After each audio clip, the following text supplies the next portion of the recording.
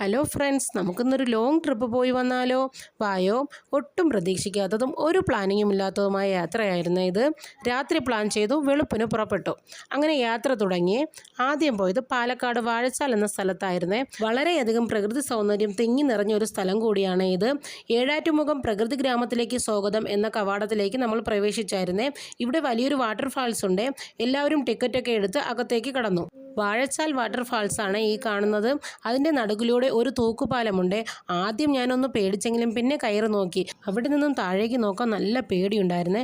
പാലത്തിലൂടെ നടക്കുന്നതനുസരിച്ച് നല്ല കുലുക്കവും ഉണ്ടായിരുന്നു. പക്ഷേ എന്തൊക്കെ പറഞ്ഞാലും അവിടെ നിന്നുകൊണ്ടുള്ള വെള്ളച്ചാട്ടത്തിൻ്റെ ആ വ്യൂ, എൻ്റെ പൊന്നോ, ഒരു രക്ഷയുമില്ല കേട്ടോ.